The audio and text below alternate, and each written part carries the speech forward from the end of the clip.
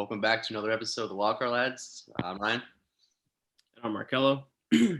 and for today, it'll be just the two of us, but we're going over something super exciting. Fantasy football season is basically just around the corner at this point. We're in mid-July, so training camp's starting up in, I think, 2.5 weeks. And then, as we know, fantasy football season is literally right before the NFL season, so we got preseason coming up, and that's why we're going to do these rankings, because all the off-season moves have primarily already happened, so we kind of already have an idea of these teams. And as we don't know each other's rankings, but I think some of the rankings this year are pretty difficult, because it's hard to at this time of the year you can almost talk yourself into anybody in like the top 15, or at least most quarterbacks or tight ends, which we're going to be doing today. It's just about almost I don't want to say guessing the last couple, but I almost try to see who's going to be on offense more, what weapons do I like better. So that's how I did it. I'm just letting you guys know I'm probably going to have two or three that are probably not in the top 15s for most people, or at least one of them, I think. But that's what makes it fun. We'll see. So what do you want to start with, Markello? Quarterbacks or tight ends? Oh man, tight ends are so boring. Let's start with the quarterbacks. Quarterbacks. Okay. So we'll do the opposite here. We'll actually start from one down. I was telling Markel this before the show. I feel like this is different than power rankings, where everyone kind of knows the consensus number 1 and 2. So I think fantasy football reasons people care more about value and sleepers than because anyone can draft from the draft board. It's just finding the draft steals and the best value. So number 1, it might be different for you, but we'll have the same, I think top 2 or 3, just maybe in different order. I have Mahomes. Yeah, me as well. He actually wrong. It's just he averaged the most per game last year, but I think he missed the game, so he came 3rd or 4th. So last year's quarterback was actually pretty good, very top heavy last year in just fantasy football overall. Josh Allen, that's my number 2. That's my number 2 as well. He finished number 1 overall. We don't really have to get into much of him, but just the rushing upside is that's what could make him number 1. I feel like Mahomes is going to throw 40 plus touchdowns as he does. But if Allen finishes number 1 again, I think it'll just be because of 700, 600 rushing yards and 7, 8 rushing touchdowns. So if you did take Allen over Mahomes, I wouldn't hate it. It's pretty close for me for fantasy football reasons. That's what it is. I think actually Mahomes probably might have one of his best years of his career this year. Because looking based off the offensive line that they put together for him, dude is going to have the craziest amount of time to throw that ball, find his target. It's going to be a very fun year if you pick him up in fantasy. Look for a lot of 30 to 40 point games from him, depending on whatever format you're running. Yeah, my only thing, obviously I have number 1, so it's not a concern. I just because of the offense line, I feel like they might run the ball a little bit more than they have in the past. But for Mahomes, he's going to average at least 20 points per game with some really high-end games, of course. So just a very safe. Every week you have Kelce and Hill at the very minimum, and then they're talking about McCole Hardman maybe lighting it up. We'll see. We've been hearing about him for a while, but with Andy Reid and the Chiefs, it really doesn't matter. Mahomes will find literally who's ever open. Exactly. And then, rolling into number 2, we said we both have Josh Allen. Like you said, his rushing upside, the guy's probably going to be the leading rusher for his team every game at the end of the day. Because unless Zach Moss somehow takes, the biggest step of his life and takes something away from that. But even, combining that with his throwing ability, you can't go wrong even if you wanted to convince me that Josh Allen is going to be your number 1 guy over Pat Mahomes. Yeah. So number 3 is another guy that I have with high side. Obviously, I put Kyler Murray here. I think he finished 4th or 3rd last year, so I just put him at 3 again. It's kind of the same. They added Rondale Moore, AJ Green, but for most of the part, it's probably going to be Hopkins, as we know. Christian Kirk's obviously a deep threat. Arizona's not perfect, but I don't think they did. They added Rodney Hudson just for fantasy reasons. I feel like they have enough. The only thing is they play in a very tough division, but at the end of the day, play good players and are going to show out. And Kyler Murray, probably outside of Lamar Jackson, is going to have the most rushing yards for any quarterback. And just between Hopkins and even if Rondale Moore can contribute a little bit in the slot or just as a gadget guy, I feel like it can make a difference. And I don't know. I feel like safe with Kyler. The only thing is, like, I know he kind of like, I don't want to say died down toward the end of last year. I feel like that was more due to like injury, but that's my only concern. But you can say that for basically any player if they get injured. My number 3 is going to be Lamar Jackson. Okay. I think. Look, I like the Kyler pick. Don't get me wrong. Definitely a safe pick there, but I don't know. I think Lamar might take the next step this year. He gets his target in Rashard Bateman. It's a big, red zone target. He has, his safety blanket and Mark Andrews still there. Hopefully, J.K. Dobbins takes on a bigger role in the running game and passing game. And I don't know. I just something about Lamar, dude. The amount of running, like the rushing stats he puts up every game, even if he's having a bad throwing game, he'll still have like a 20-point game just from carrying the ball, running in a touchdown. Yeah, so I don't have Lamar for another couple spots, so I'll talk about him when he comes up. But I'm glad that we're already different, like have a different list at 3. But Lamar, I mean, I get it. Like 2 years ago, he won MVP, right? So, and the rushing upside is great. Funny enough, I was talking about rushing upside. I picked Kyler Murray, but that was mostly because of Kyler's arm. Not that Lamar doesn't. I just feel like I feel like Arizona has more weapons. But then again, Baltimore, sometimes, I feel like Baltimore's offensive line might be better. So that's really a gut feeling. But you could be right. I still have Lamar in my top. I have him at, so I'll spoil it. I guess I'll wait because it's not the next pick. My next pick's probably going to be on these next 2 picks. They're probably in your top 10, but maybe not as high. 4, I have Dak Prescott. I actually have that Prescott at 5. At 4, I have Kyler Murray. So I feel like this is a little bit high based on like the list I was just reading a few just before I made my list. And I know it was only a 5-game sample last year, but Dak Prescott was the number 1 quarterback for those 5 weeks. It's not really a shocker. He has to play hero ball a lot. It just, Dallas's defense is better now, but it's still going to be probably bottom 10, bottom at least, probably not average. They hope it gets to average or a little bit below average, but right now it's probably in the bottom 10. They play in a tough division, of course, for defenses, at least. Honestly, all 2 of them. And I think the Eagles are a little bit underrated on defense. They're not great, but just Dallas's weapons for me are probably the best wide receiver trio in the league. And then that's not even including like Dalton Schultz, who had a good connection with Dak before Dak got injured. And even Blake Jarwin. I know people hype him up every year I wouldn't draft him in fantasy, and I'm not going down that road, but just mentioning him as like a 4th or 5th option is not bad for Dak Prescott. So just between Lamb and Amari Cooper and Gallup's a player I think will actually bounce back this year too. I just think it was kind of not having Dak last year. So, and Dak offers rushing upside, not to the ability of Lamar, Josh Allen, or even Kyler Murray, but Dak's going to probably rush in for 5 or 6 touchdowns. But I mean, that's still points is points, and Dak will throw, I think, at least close, if not 40 touchdowns, like right there. So I'm pretty confident. The passing yards for Dak might be he might lead the league in passing yards. Yeah, you basically hit it on the nail. That team is just always, I feel like, always going to be playing from behind. So he's going to have, if you can somehow snag a Dak Prescott, CeeDee Lamb combo, or like a Dak Prescott, like Michael Gallup combo, you're going to be a very happy person in fantasy. Yeah, this might be one of those like good stack options that you feel good about every week. Okay, and you have Dak at 5, right? So yeah, coming in my number 6 though. I don't know if you have this guy as high as I do. So I was going to put Aaron Rodgers here, but I took into account and I was like, what if the guy does not play? So I don't have him. I have him right after this, but before him, I had to put Justin Herbert. So I have Herbert at 5. So dude, I think he's going to take a big leap this year as well. Look, they didn't add him, many weapons, whatever, but they did fix up his offensive line. So the guy was, broke a touchdown record, rookie touchdown record last year with a shambles offensive line. Imagine with the help that he got this year. Yeah. I like what's going to be happening. He kept Keenan Allen. They kept Mike Williams over there. So, they have Austin Eckler in the backfield. It could look good for Justin Herbert this year. Yeah, I'm in the same boat as you. I see a lot of rankings have him closer to like 10 than here. Yeah, I just feel like I think he finished 7th or 8th last year as a rookie, and he played in only 15 games last year.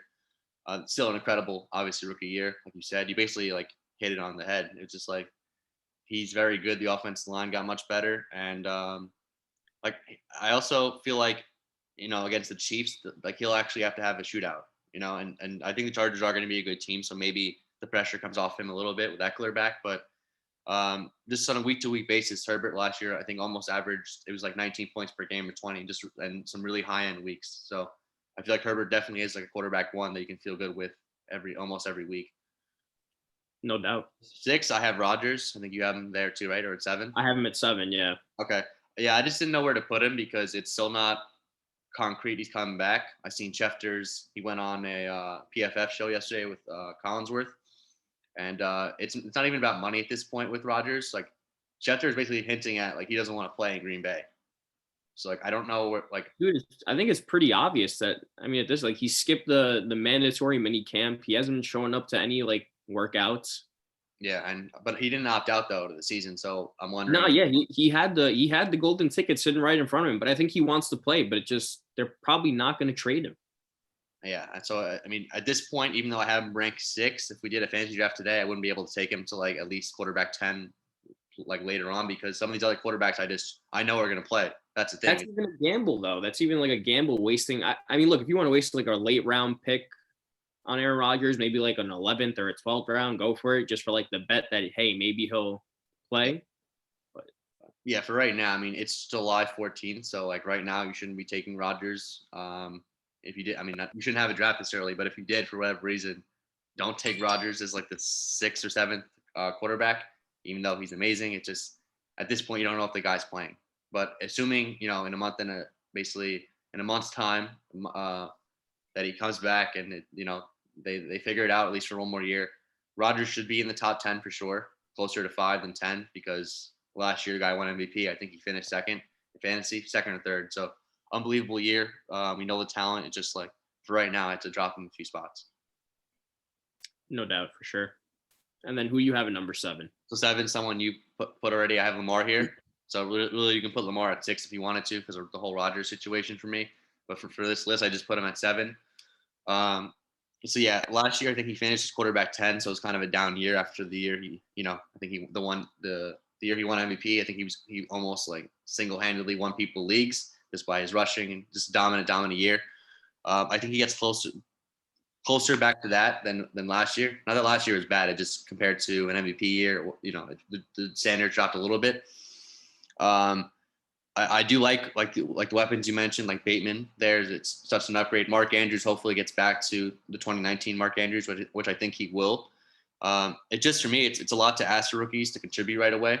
And I know they're hyping up Sammy Watkins, but I just can't trust that guy to stay healthy for 17 games. Like he'll have, I think, a few big weeks. It just can I count on that week to week? The answer is probably no. So that's why I have him here. He can obviously finish in the top 5 for sure. It's just like, and I'd be happy to get him as a quarterback 1. It just I wouldn't be as confident as I am with him than the few other guys I mentioned before him. Nah, I can respect that for sure. Yeah. I can definitely respect that. Okay. Right. Who do you have at 8?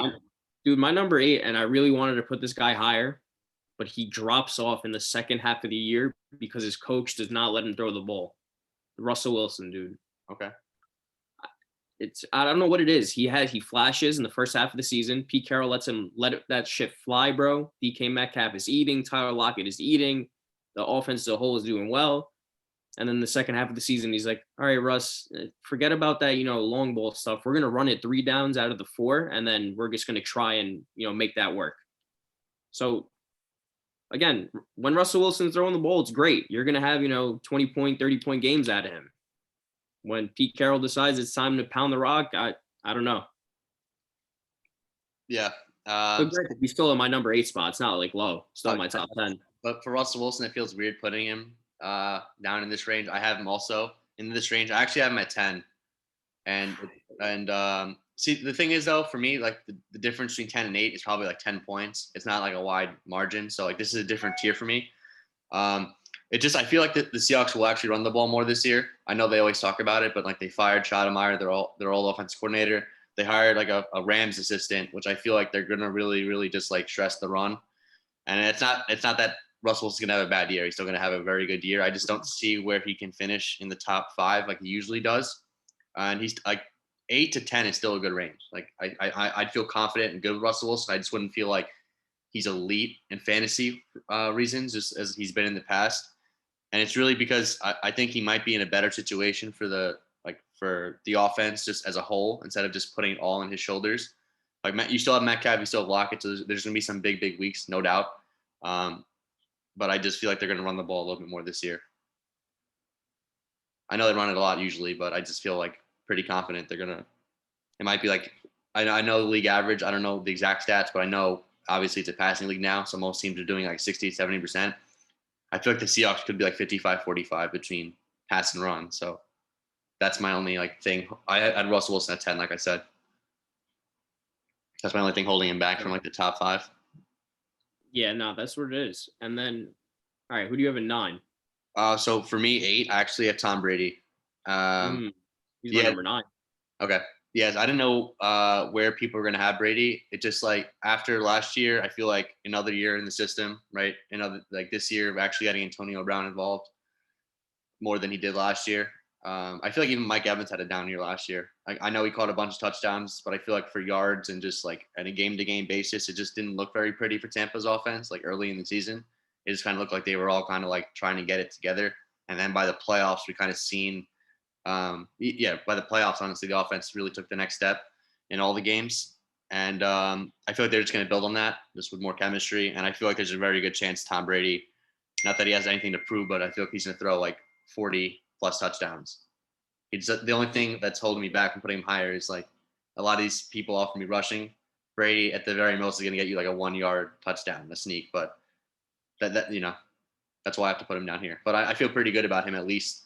I think he's going to throw 40 plus touchdowns at the very he's 30. Gonna, so he's going to be able to compensate for the no rushing with like the passing stats, especially in that offense. That like that wide receiver room in general is.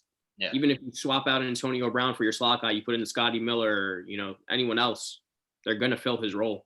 Yeah. So I don't know their schedule, but honestly, the division kind of got worse, at least for most of the teams. So I feel like playing against Atlanta twice is great for your stats. Even Carolina, who are an up and coming team, like they're just not on Tampa Bay's level. And the Saints, I know, swept the Bucs last year, and they could again. I think they'll maybe split, but at the same time, the Saints did get worse. No matter how you feel. For sure. They just lost. We're just forgetting. Tom Brady's also a savage, man. He's like 40-something years old, and he's still playing at like peak level. So yeah, good. I'm glad we had that. So a guy I have at 9 is maybe higher than where I don't know where you're gonna have him, but I'm a little bit higher on consensus. I actually have Tannehill here. Dude, I have him at number 10. Okay.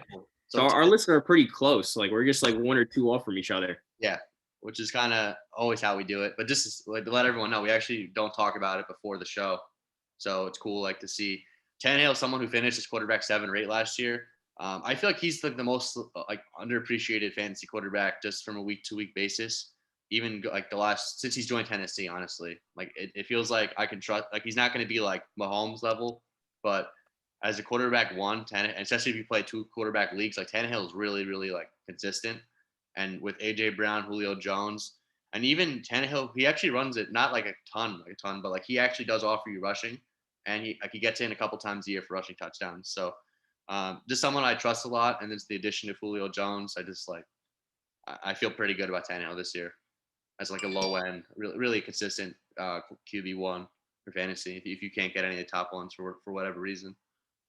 And I think a lot of people were more so put off from the fact that Derrick Henry was getting fed the ball mostly. Now that, Julio comes in, the passing game becomes that much more of a factor. So, look for AJ Brown to have big games now on top of the big games he's already been having, and look for Julio to just, soak up a lot of red zone targets. So Ryan Tannehill could even move up to like 6 or 7 if you wanted to convince me. He could have a crazy, crazy good year. Yeah, I actually agree. That's a great point. Like Derrick Henry was getting games where he's getting like 35 carries.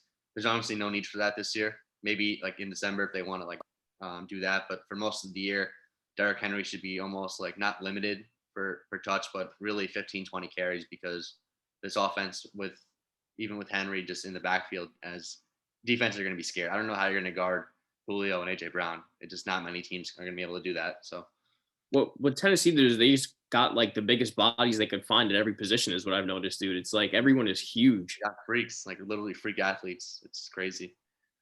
So that's gonna be a lot of fun to watch. So 10, I already have mentioned him. You have him at 8. Mine's Russell Wilson. So I don't think there's much of a difference for me between, like I said, 8 and 10. I feel like Tannehill all out of Brady, Tannehill, and Wilson, I feel like Tannehill kind of offers me, I want to say the highest ceiling but maybe the lowest floor at the same time. But I feel pretty good about all three of these. No, So that's for who's your sure. 10? My 10 is Tannehill. Okay. Oh, you mentioned it. All right. Yeah, so I'm a little ahead of you on my list, but yeah. Well, I So, have him at 9. So, oh no, hmm, no, yeah, we're actually at the same point. So my number 11, I have Matthew Stafford. my math notes, my number 11 as well. This is the first one we match, right? Besides Mahomes and Allen. So Dude, I think he's gonna have a crazy year. yeah, Like yeah. I really considered putting him in my top 10. me too, but I was like, all right, let me see if he can produce, which he will produce. Like Yeah. going from what do you have last year, like an injured Kenny Galladay and Marvin Jones to Cooper Kupp and Robert Woods, Yeah, and just especially with Sean McVay now, which is like offensive minded, dude. That he's gonna have a great season. yeah. Might maybe even be an MVP contention. Who knows? This is the one player who's not in like our top 10 that could easily be in the top 10. I just kind of wanted to wait and see. Not that I need to with Stafford. Like I trust him. It just some of these other quarterbacks probably and there's going to be injuries too, of course. So we'll see that could factor into any of the rankings. But assuming everyone's playing 17 games, some of these other quarterbacks are like I don't even want to say in a better situation. It just I guess we've seen it more. Not that we haven't seen it from Stafford. I just feel like since playing in Detroit, he's kind of gone underappreciated, even in fantasy circles. Like I've always liked Stafford every year. But yeah, like you said, this could be like he's obviously a dark horse for MVP.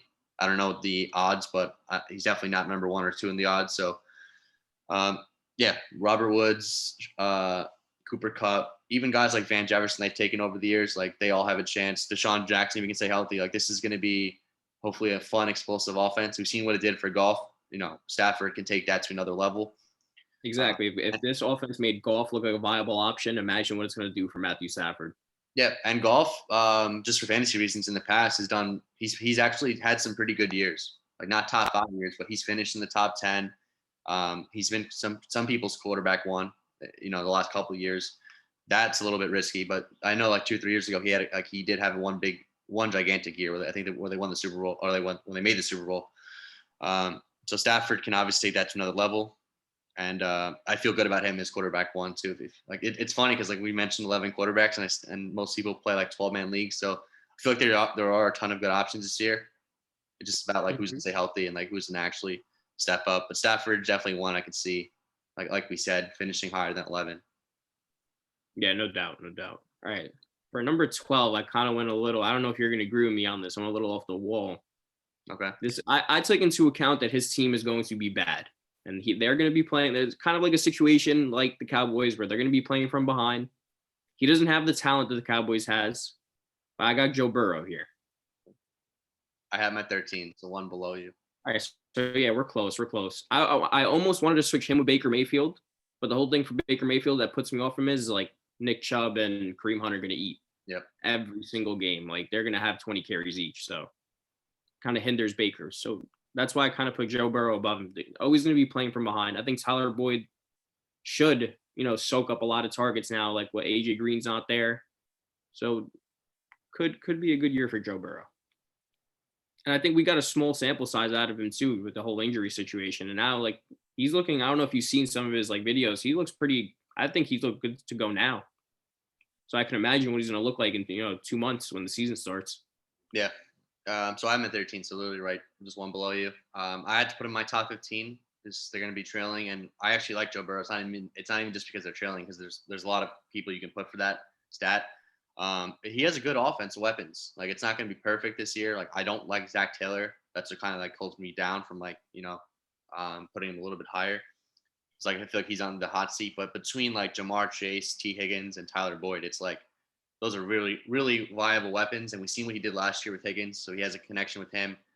And Chase is like someone he threw like 21 touchdowns to in college, so there's a connection there.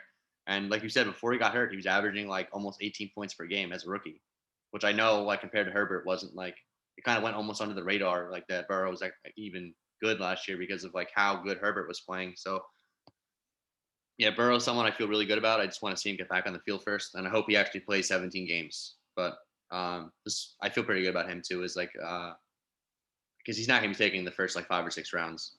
Like he's like no he's shot. he's Someone really A+, like probably 9 or 10. But someone you feel really good about, like for value wise, if you want to wait on the quarterbacks. I feel like Burrow's a good option if you're going to wait. So my number 12, I actually have Kirk Cousins here, and it's not. It's I didn't want to put him on my list for the top 15, but if you just go through the years, he's pretty consistently here. And the Vikings have great weapons. Like I know Dalvin Cook's there, but at the same time, we've seen what Justin Jefferson did last year. Thielen. It just that those are two of the best duos for receivers. After that, it's a little bit like, what's going to happen at slot? Is it Chad Beebe, or I think when they drafted Smith Marset? So we'll see like what happens there.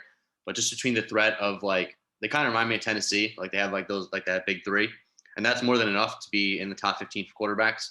Like I think Kirk is what he is at this point. Like he's not going to be a star, but he does have some really big weeks for fantasy. Like 3 or 4 weeks of the year, he just like shows up big, and then he'll have like 1 or 2, maybe 3 really disappointing games where it's like not really up to your standards. But for the most part of the season, he'll probably average like 16 plus points. And not that that's amazing, but I feel like that's just consistent. And depending on how you drafted, like Kirk Cousins isn't the worst option, and he usually does finish in the top 15. So I just put him at 12. I had him at 14, so we're not too far off from each other. Yeah, I feel like you have to put him in the top 15 at least somewhere. Yeah, the numbers just don't lie at the end of the day, like for fantasy, so you can't ignore it. But yeah, as I was saying, my 13 though, Baker Mayfield. Okay. I know it probably might be a little low for Baker. Some people might want to move him up a few spots just because Odell Beckham, Jarvis Landry, but I can't do that with just Nick Chubb and Kareem Hunt. They're gonna get 15, 20 a game each. It's like that's just opportunities just getting taken right out of Baker Mayfield's hand right then and there. Points coming right off the board. And I think Cleveland's, defense is pretty good, so they're not going to be trailing in most games. Yeah. So I don't even have Baker in my top 15. Oh man. Yeah. It's really for the reasons you mentioned. It's not that I don't like him. I feel like if we made a list of quarterbacks like we already did, Baker wasn't our top 15. But this is fantasy. So based on like just the Brown situation in general, they're gonna run the ball a lot. That's just their identity. And Baker last year, for the most part, was averaging like 13 or 14 points per game. So he wasn't really on many starting rosters last year for fantasy. And like he had a couple big games, of course. Like I remember the Bengals game. I think the Steelers game in the playoffs. But just for the most part, it just wasn't like a good year for fantasy for Baker. And that's okay. Like that, the Browns don't really care about that. They're trying to win the Super Bowl. Just for fantasy football reasons, I just couldn't put him in my top 15. And it's really because of the run game. And some of these other quarterbacks, like we mentioned, who like Burrow, I just feel like they're going to be just trailing in games, so the opportunity is going to be there. And that's why I just didn't have like Baker. I feel like it's going to throw like 25, 26 touchdowns, close to 30. It just won't be. These other teams will have like either more passing yards, maybe even rushing touchdowns. Some of these quarterbacks will equate higher. I feel like Baker could finish like anywhere between like 15 to 20, but for this list, I just didn't include him. That's what really drags Baker down, is the fact that he's not going to have the passing yards to compete. Yeah. So, but Baker as like a quarterback too is fine if you wanted to take him as a backup, and then because he's gonna have every quarterback usually on a good team will have a couple big weeks. It's just kind of hard to like count on Baker week to week when you have Nick Chubb running the ball down people's throats in that big offensive line. Even if you're in like a super flex league, you could take him as like your secondary guy. Yeah. And you feel decently well about him. So number 14, you said you're 13, right? Yeah, it was Baker. My 14 is Kirk Cousins. You said him before. Okay. So mine's Jalen Hurts. This is all about like, this is obviously is a really small sample size last year. I already heard like apparently the players are like questioning Nick Sirianni. So like I don't know, like that concerned me a little bit. Whereas like but then again, like how could they really know him? Like training camp hasn't even happened for like a first time head coach. So I feel like those kind of concerns are they're just kind of like talk at this point. We'll see. Like that's my approach to it. Like just wait and see. And Jalen Hurts offers you a ton of rushing upside.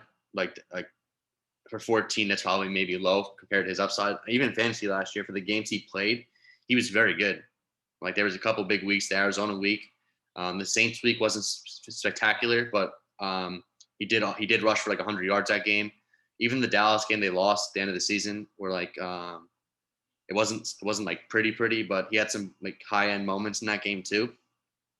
And I feel like he's not like, I know a lot of people are hating on him. I'm not calling him a franchise quarterback or anything, but I feel like he deserves a shot. And the Eagles, they added. I love Devontae Smith this year, even as a fantasy option. We'll probably mention him for receivers like later on, but just like I feel like he has enough to even in games he's trailing where like he's going to cause defenses issues. Like they're going to be worried about him running. You got Dallas Goedert, you got Devontae Smith, and then last year you had like a bunch of guys every single week, whether it was like Travis Fulham, Greg Ward. Like these aren't spectacular guys, but it's guys that he's played with for a couple of games. Like at least he's not going in as a rookie. Like he has some chemistry with some of these guys. So I feel like between like all those factors, I feel like 14 is a good spot for him. But I feel like out of these guys for the bottom 5 outside of Stafford, I feel like Hurts could and maybe will a couple of these weeks show up as like a top 10 quarterback fantasy. Yeah, I had to mention him on my list as well. I put him at 15. I think you kind of hit the nail on the head. I think a lot of people were a little too critical on him last year. Look, by no means are we trying to say that he looked great or he looked, impressive. I think he was more or less, a rookie. He was serviceable. He did what he had to do. He made his mistakes, but he showed us that, he could be in the big time. He could play. He knows how to run the ball. He's, dual threat. But granted, I don't know. The whole thing is, look, I like that they had Devontae Smith. I like that they have Dallas Goedert, but even Travis Fulgham and Greg Ward, I don't think are going to be able to be consistent for you on a week-to-week basis. Yeah, like they're not fantasy options, but just for Hurts in general, like I just like the fact that he's not coming in with 0 games played. Like that mattered to me. So that would have been tough to rank him then because last year would have been a mess to try to. But I feel like the games he did come in, it was more than obviously the rushing was like the big thing for fantasy, but I think he showed out a little bit as a passer, which people didn't really expect for year one. Like he had the big week against Arizona, hit a couple high end throws, even when he came on when Wentz was benched against like the Packers. Just like small stuff, but I feel like it almost translated week to week. Now there's some bad moments too because Philly, like my only concern with Hurts is like honestly his fumbles. He does seem to fumble it a lot, but maybe that was just like bad luck or just like the Eagles kind of like maybe him trying to play a little bit too much hero ball. Because like the offensive line's coming back this year. I know they have questions at left tackle, but that's another thing for me where like I feel like the offense line is going to be like outside of left tackle, which is a question mark. If you just go like left guard or right tackle, and even the depth they have, like it's one of the best lines in the league. They just need to stay healthy though. Yeah, they need to stay healthy. That's the thing. But I feel like even adding Dickerson as like your 6th offense lineman for right now, like that's big for me. If one guy gets hurt in the interior, you could slide him in. So yeah, that's why I have him here. I like the offensive line. The weapons are wait and see. Like Devontae Smith's only a rookie, so I'm expecting a very good year, but like it's probably a little bit too much to ask for a rookie. But just between the offensive line and even Goddard, and I will count Smith because I feel like he was like a special prospect. And even like someone we didn't mention, Rager, not for fantasy, but maybe as primarily a deep threat, it can like you regret that pick, of course, that Justin Jefferson went the next. Yeah. But you can try to salvage it and try to like make him a primarily deep threat. Hopefully it works. But I feel like that's they're going to be trailing in games most likely, Philly. So like the opportunity is going to be there. That's what it is. I feel like we're banking on a lot of guys, including Jalen Hurts himself, to take that step to produce. So that's why I have him at the end of my list. I think he could be like a sneaky, like dark horse kind of guy. So 15 is, I bet, someone you're not going to have. I want to hear your 15 first. No, it was Jalen Hurts. Oh, what's okay? 14 was Kirk Cousins. All right, so that's your list. So Hurts. Yeah, my whole list for QBs. All right, so 15 for me is actually Ryan Fitzpatrick. You can definitely convince me on that.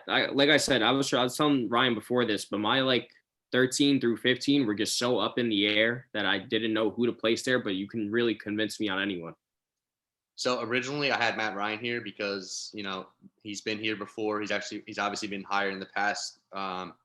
And I almost put him here again because like it's a safe pick. Like, Matt Ryan probably will finish anywhere between 15 and 20. He's definitely in this range. Like a lot of these factors we're mentioning in is like teams will be trailing. Atlanta will be for sure trailing, like, in a lot of these games. And, I do like him. It just like, and he very well could finish above Fitzpatrick. Maybe I'm a little bit crazy, but I just went on like, I feel Fitzpatrick might have a year like he did with the Jets in 2015, where they won 10 games and it's kind of exciting. And, they got Terry McLaurin. He might, have a huge year. Curtis Samuel, Logan Thomas, Antonio Gibson. I feel like there's a lot to work with. So I feel like Washington's going to be exciting. I feel like they're going to obviously they'll still run the ball like they do, but the opportunity is there for the passing game. Like Fitzpatrick's a quarterback. I can see like throwing 30 plus touchdowns, probably like closer to 35, which is not like crazy compared to some of these quarterbacks throwing 40 nowadays. But putting Fitzpatrick here is kind of like a little bit ballsy, but I'm going to put him here. Yeah, surprising. And I just like what they have, Washington. That's more than it, like more than anything. And Fitzpatrick's a gunslinger, so he's going to have monster weeks no matter what team he's on. But I feel like this particular team, he might be able to. I don't want to say be consistent because we have him at 15 for a reason. Like this is almost halfway point. But I feel like he does have some like decent. I feel like he's a solid floor this year. Not that he hasn't had in previous years, but for the most part, for the last couple of years, you're not drafting Fitzpatrick as a fantasy quarterback. He's probably a waiver wire addition for you in the last couple of years. So I feel like this is a good chance for him. Some of the guys who just missed my list were Matt Ryan, like I said.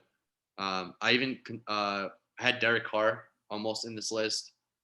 He's in that 15-20 range. I feel like I almost put him in as well, but I swapped him out for Hurts like last second.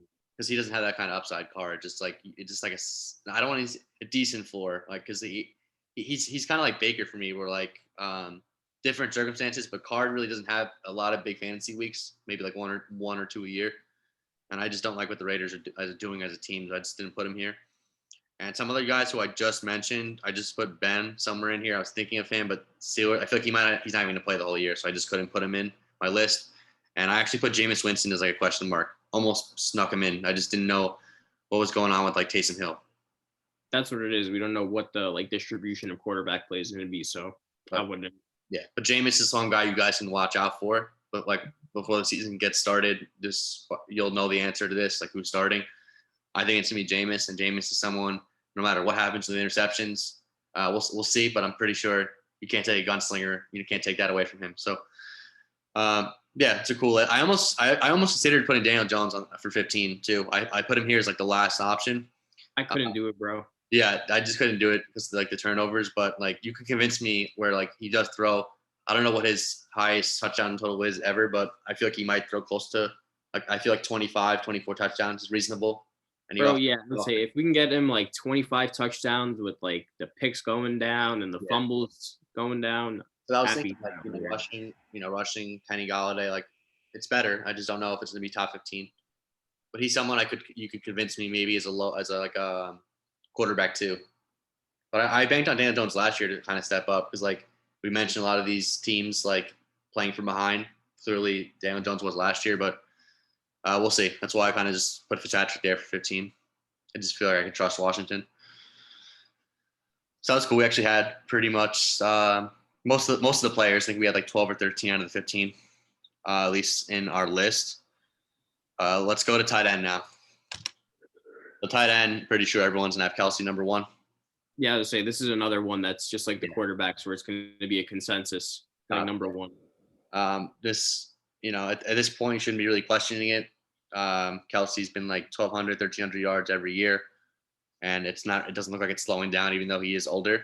The only thing is, I guess, if you're not playing a standard or PPR, half PPR, if you're playing like Dynasty, maybe take Kyle Pitts 1 or 2.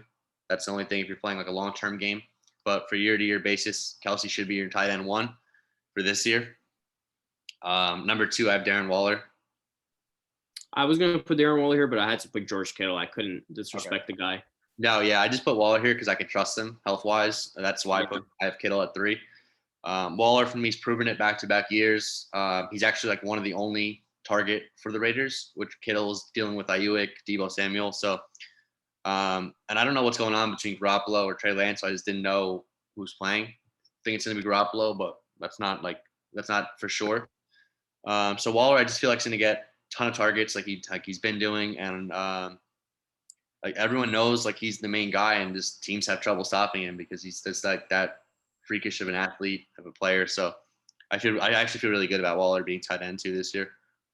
I have him in my number 3 spot, so I don't have much further down. But yeah, I understand the Kittle thing where, you're questioning his health for sure. And then, the whole thing is Brandon Ayuk and then Deebo Samuel also aren't going to stay healthy the whole season, I feel like. Yeah. Well, I would hope. Yeah, you hope so. But week to week, but Yeah, that's what it is. You just can't rely on those kind of guys. I think George Kittle is still going to put up his massive tight end numbers if he stays healthy. Granted. Yeah. There's a good chance if all three stay healthy, they're probably going to put up 1,000+ yards. So you feel pretty good about this. Just I feel like out of the three, Kittle's the biggest question mark for injury. Yeah, So 4 is probably where it starts to get a little bit interesting. I have T.J. Hawkinson. me as well. Where do you have him? You have him there or no? I'm a 4. I am a 4. All right, cool. Yeah, this is Mm. a player where just like the Lions don't have much on offense. And I feel like he actually did finish as a tight end 4 last year, I think, or 5. So like he's kind of already here. And I know he doesn't have Stafford anymore, so maybe some people will be like a little bit hesitant. But I feel like between not having a lot of weapons, he's going to be force fed the ball. So like this is another tight end one that I feel pretty good about outside the top 3 guys, where it's like I know he's going to get targets. You know, he's going to be the primarily guy probably in the red zone. So like like I feel like he has a high floor too. Like this is probably going to be. I can't see him unless for injury, of course. I feel like he's going to get 60+ catches too. So like I just feel pretty good about Hawkinson this year. No, yeah, basically you hit the nail on the head. The target's going to be there. It's just up to him to produce. Yeah, I think he will too. Like the Lions have like a good offensive line at the very least, so like the time will be there too. And even if it's not, like you can throw him a screen pass, like he can break tackles. Like Hawkinson's a good tight end prospect, and he was much better last year than he was his rookie year. So hopefully he's on that upward trajectory. Yes, sir. So number 5, I have Mark Andrews. Oh man. All right. See, I was going to put Mark Andrews here as well, but just the upside of Kyle Pitts was too much for me to pass up on here. I feel that.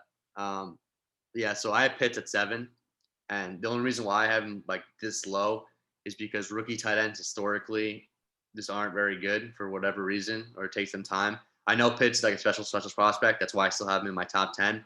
I just feel like and Pitts he'll get targets because the Julio targets have to go somewhere. People are assuming it's going to go to Calvin Ridley. I don't think that's true. I think it's going to be split between Pitts and Russell Gage. So like Pitts is going to get the weapon, the targets, the opportunity. So it all makes sense. I just feel like Mark Andrews has been good in the league since he's entered. I can just trust him. And last year was kind of a down year for him, and it wasn't even bad. It was just kind of like bad for his or down for his standards. So I feel like Mark Andrews is going to offer me like 8+ touchdowns. So I feel pretty good about him having. He might have less receptions than Pitts, but I feel like I don't want to say trust. I just kind of like almost like I don't want to say faith either. Just I feel like because he's shown it and like You know what you're getting with him, basically. yeah, I kind of know what I'm getting. And Pitts, Yeah. I know what I'm getting in the future. I just don't know maybe for the first couple of weeks or maybe he turns it on at the end of the year. I just don't know maybe the beginning of the year what I'm getting with Pitts. Fair enough. I mean, look, I just personally like Mark Andrews. For me, I had him last year in fantasy, and I noticed that he's like super touchdown dependent. So if he's not scoring a touchdown every week, he's not going to have like the super flashiest of weeks, especially you're playing in the standard format that's not rewarding you like per point per reception. Yeah. So that's why I just had Kyle Pitts above here, dude. Kyle Pitts is going to, like you said, see someone's got to get those Julio targets, and I think they're going to be trying to feed the guy, get him comfortable in the offense, just expose him, just get him out there. And he's a special kid, dude. Like I know we've only seen what he's done in college, but just with his frame and the way he runs, like it's going to translate very well into the league as well. So I had to have him here in my top 5. No, yeah, I almost put him here. I almost put him there. So I'm right there with you. Like he's a player I'd feel really excited about getting. Like I said, I'm just a little bit. I don't want to say skeptical. Wow, that was a crazy mispronunciation. But I almost have to see it to believe it with some of these rookie tight ends because but with all that being said, I feel like he is the best tight end prospect I've ever seen come out, at least since Vernon Davis. So like, and we've had some decently high picks taken in the past. But Pitts is just like a special player, and he might even do it year 1. So it would not surprise me if he finishes in the top 5 for fantasy. So my number 6, I have Dallas Goedert. And this is all assuming, even without Hurts being traded, but I feel like Zach Ertz won't be there by the season starts, or at least by the deadline. And even so, like Goddard was getting all the targets, really all the he's been tight end number 1 down there, I think, for like kind of like the last year. They kind of almost transitioned it. Obviously, Ertz still gets playing time, but Goddard just the better, more explosive player at this point. And in an offense that, we're kind of looking for weapons, Goddard, someone I can actually depend on and trust every single week for Philadelphia. And I feel like, and obviously we mentioned some of these teams who were like, that's the thing. Like fantasy tight ends last year were a complete disaster. If you look at the rankings, like even the points scored, like number 4 or 5 didn't even have 100 points scored. Like that's crazy. Like last year was a crazy down year for tight ends, and Goddard was like in that list because he got hurt and missed time. So like there's other factors too, but Goddard, with this kind of opportunity, I'm pretty sure Ertz will be traded before hopefully the season starts. So I feel really good about having him close to number 6. So really in my top 10, closer to 5 than 10. I don't have much further. I'm at 7, but yeah, number 6, I had Mark Andrews. Like you were saying before, that you know what you're getting every week with him. He's been Lamar's safety blanket at the end of the day, so not a bad option. But yeah, Dallas Goedert at 7. Like you said, he's definitely taken over tight end 1. I think even more so for like the past 2 seasons, you've kind of seen them like really like phasing out. Yeah. Very good. Yeah, phasing out Zach Ertz because he's been injured, and just he hasn't really looked that explosive. Like Zach Ertz obviously doesn't break tackles at this point of his career, and Philly last year was super dependent on like 2 tight end sets anyway. So Goddard's been he's been very, very, very good just when he's healthy. So number 7 is the guy we already mentioned. Mine was Kyle Pitts. So number 8 for me is like super dependent on if Aaron Rodgers plays. I have Robert Tonyan here. And Tonyan was someone that I don't like I said, this is like super, super dependent on Rodgers plays because last year he wasn't targeted much. Like he was super efficient when he got targets. Like he had tons of like, I was reading a stat, like he was one of the top 3 or 4 tight ends in like separation, which is crazy. So like he is getting open, but for the most part, the targets just weren't there. It was just like maybe 3 or 4 targets per game. So he was like super dependent on the red zone for Tonyan. But like I said, I wouldn't have him in my top 10 if Rodgers doesn't play. I'm just gonna gamble right now that Rodgers is gonna play. But this is the player in the top 10 that I'm probably most concerned about. That's like where I just don't know because Tonyan obviously was like his first big year last year. But assuming Rodgers plays, I feel like you can kind of bank on him, not week to week, but almost like a high floor player with a ton of red zone opportunities, and hopefully gets targeted a little bit more this year too. Because like I feel like he kind of earned that last year, like the trust and relationship with Aaron Rodgers. So yeah, I like all the points you made, but I had him a little bit lower on my list just because I really don't know what's going on with Aaron Rodgers. that's fair. So who do you have at 8? At 8, I have Noah Fant. I have him at 9. I almost put him at 8 too. I don't know, man. I like what we saw from him last year for sure. I know the QB a little questionable right now. We don't know if we're getting Drew Lock. We don't know if we're getting Teddy Bridgewater. But granted, other than whatever Tim Patrick and Courtland Sutton, he's the guy. And Courtland Sutton's usually always injured too. So I don't even. But you still got Judy down there too, which is dude, I completely forgot about Judy. Oh my god. Yeah, so Judy, that's why I had Fant a little bit lower because Fant is one of the like top 5 most gifted tight ends in the league. Like he actually is a freak. It's just between the quarterback situation and even Fant, he doesn't stay healthy. Like he misses games every year. But Noah Fant is actually someone I really like this year too. I just hope that the Denver have consistent quarterback play, whether it's Bridgewater or whether it's Locke. It just like he also does have to deal with the fact that Courtland Sutton will get targeted, Jerry Judy, even like KJ Hamler, who they took in round 2. But I'm pretty sure Fant will at worst be the third option. Even if we do have him playing with Locke, though, he still put up the numbers with Locke last year. So and with, we know there's be games where Fant's the number 1 option or number 2. Like he's that good of a player where defenses are gonna have trouble guarding him. Yeah, so I like Fant a lot this year. Just hopefully he stays healthy. All right, who you got for number 9? So 9 was Fant for me. Who's your 8? Tonyan. Okay. There's vice versa for you or no? Nah, yeah. So I had Fant at 8, and then at 9 I have Logan Thomas. Okay. Tonyan I have at 10. Okay. So that's cool. I had Logan Thomas in my top 10, but I moved him down a little bit. I'll mention him because he's a couple spots below here. So my number 10 is I put Adam Trautman here. And maybe it's because we have Peter on the show usually, and maybe I follow a ton of Saints fans, so I'm kind of buying into the propaganda that he's gonna have a big year. Uh, Oh my yeah, God. this is all based on upside because last year the opportunity, I feel like he flashed a little bit, but he just wasn't targeted much because Jared Cook. But this is someone the Saints clearly believe in. You know, Jared Cook's no longer there. Emmanuel Sanders is gone, so like the targets are going to be there, right? I'm hoping Jameis starts too, because if Jameis starts, then I'll feel really good about having Troutman here. Um, like Troutman can very well step into being the number 2 targeted guy. Well, number 3 if you count Kamara, but like, you know, just out of the not non-running backs, it's gonna be Michael Thomas and then a bunch of like question marks in terms of like the target distribution. So I feel like Troutman has a very good chance of getting a ton of targets, but it's something you want. And if James is the quarterback, I can guarantee you'll feel pretty good about having Troutman as a tight end. So this is all upside, but this is why I'm down. I was skeptical to put him at 10, but I feel I'm like talking myself into it. So this is a player that I'm probably going to be higher on than most lists, and I'm excited for to like just monitor, see how he does throughout the season.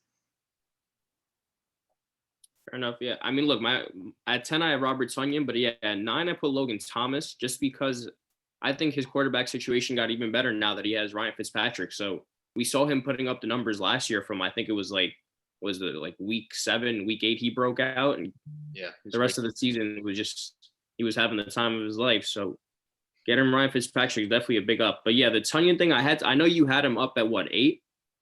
but like I said, it was all dependent on Rodgers. So right now, I wouldn't That take. that's what it is. Yeah, my whole thing was I know he's a great target. He was always dude. I used to see him in the middle of the game just waving his arms like Yeah, I'm open, open all just the waiting time. for the Yeah, ball. So granted, if Aaron Rodgers plays, I would slot him a little bit higher, but now I'm gonna have him just leave him at 10. yeah, that's fair. And I'm hoping they use him a little bit more this year too, because like you said, he seems to be out of all the tight ends, the guy who's like kind of wide open. Yeah, dude. I think everyone just like forgets about him, and he's just sitting there like flailing his arms, like "Yo, please." He just like sits in the zone. He's like waving to get the ball. So yeah, number 10 for me was Troutman. Number 11 for me, I have Mike Gesicki. I don't know where he's on your list. Mike Gesicki was someone that I really liked coming out and then had a disappointing rookie year. But ever since then, I feel like he's been on the up, and that's improving in his stats. Obviously, Fitzpatrick's not there, so the biggest question mark is Tua. But you know, I just feel like, and maybe I'm saying this because like I feel like maybe Will Fuller and Jalen Waddle, I like all those players, even Devontae Parker. But for most of those players, they miss time every single year. So I feel like Gesicki's going to get opportunities. I feel like he had a game or two that was good with Tua. I feel like if I remember correctly, he scored like 2 touchdowns against the Chiefs when Tua was quarterback. So, and he's someone who had like 600, 700 yards receiving last year. So I feel like he can get in that same range again. And I think that should be more than good enough for tight end number 11. I don't have him too far down my list. I have him at 13, but for number 11, I have Tyler Higbee. Okay. I think Higbee, even with conceding, targets to Gerald Everett last year, he still had a decent year at tight end, putting up decent numbers. And now with Gerald Everett leaving, going to the Seahawks and upgrading the QB situation, I think it's only looking up for Tyler Higbee. We could be seeing him like in the top, like maybe in the top 10 finishing this year. So I have Higbee at 13, and it's really for the reasons you mentioned. So it's pretty close to just. And Stafford does like tight ends too, so that's like a factor. So like Stafford will definitely look for Higbee, and there's really no competition now at this point between Higbee like and Everett. So he probably won't have to share the load, but he will have to at least distribute it with Robert Woods, Cooper Kupp, whatever third receiver the Rams are going to use, and probably Cam Akers. So, but I get your gist, and like I agree. I think he's a top 15 tight end, and I feel like Higbee. I wouldn't trust him as tight end week to week, but as a backup tight end on your roster, who you might have to play some weeks depending on the matchup. I do like Higbee this year. So my number 12 is Logan Thomas, and it was for the reasons you mentioned. Maybe I'm a little bit lower on him than consensus or even like your list, but and I know what you're saying, like last year was like crazy impressive what he did with bad quarterback play, and Fitzpatrick is an upgrade, no doubt. Like I have Fitzpatrick as a top 15 quarterback, so I wouldn't be for fantasy. So I wouldn't be saying that if I didn't believe it. But I just don't know. We've never seen it with Logan Thomas before, and he's a little bit older, and I don't think he's gonna be bad. I'm just saying, like I think we can maybe dial it down a little bit. Like there's a lot of different weapons over there with Curtis Samuel now. So I feel like he's going to be fine. He's going to be a good player. I just don't know if he's. I feel like last year he finished in the top like 6 or 7 tight ends. So I feel like he might drop off a little bit from where he did last year. Fair enough. Fair enough. For my 12 and 13, I have Troutman and then Gesicki like consecutively. So we weren't like too far off of each other. So you are buying into the Troutman hype a little bit. I've seen a couple. I could definitely see it. I could definitely see it. A couple lists don't have him ranked at all. Troutman for the top 15 at least. I was looking. Because you know what it is, like outside of Michael Thomas and Alvin Kamara. Yeah, he's like the next. He should be the next guy up. Yeah, like what do you work unless you just want to run, Taysom Hill? I don't even know what to do at that point. Like you have no other option to throw. You have like Traquan Smith and like a few. Like, yeah, I guess, but everyone's been waiting on Traquan Smith to break out for years now, and he still hasn't done anything. Yeah, fantasy wise, Troutman should be the clear. I think number 3, or at least maybe even number 2, because like Kamara, I know some people whatever you want to count as weapon or running back, whatever. So 14 and 15 are probably the hardest for me to rank out of all the tight ends because do I base this off like floor or do I want to go off like potential? So I kind of did both. So 4, I put Jared Cook, and this is strictly because he's playing with Justin Herbert. I know he's a little bit older, so I had to drop him down the rankings. Coming off not a good year with the Saints, and I just feel like Herbert and the Chargers have like a better offensive line now, right? There won't be a ton of attention on Cook with Keenan Allen. Even a guy like Mike Williams will draw more attention than Cook, and even like Austin Eckler. So like the Chargers have enough where Cook can just run up the seams like he usually does, and that's kind of Herbert's best throw in my opinion. He's just great with the seams, like in between traffic, he just launches it in there. So Herbert's not really scared to like throw it in tight coverage, throw it in tight windows. So I feel like that's going to benefit Cook. I just didn't know where to put him on this list because he could finish higher, but I do like him with the Chargers. For my 14, I had Jonnu Smith. I kind of took in the same account. Like, all right, at this point, we're just looking for kind of upside, and whoever. I'm not really looking for floor at this point. I think floor kind of goes out the window after like 7 or 8. Yeah. So I think Jonnu Smith, look, he showed a little bit of potential on the Titans last year. I think, now that I think they signed Hunter Henry as well down in New England, right? I think Hunter Henry is probably going to eat up a lot of the red zone targets, but Jonnu Smith might be the downfield, guy getting most of the receptions and passing yards.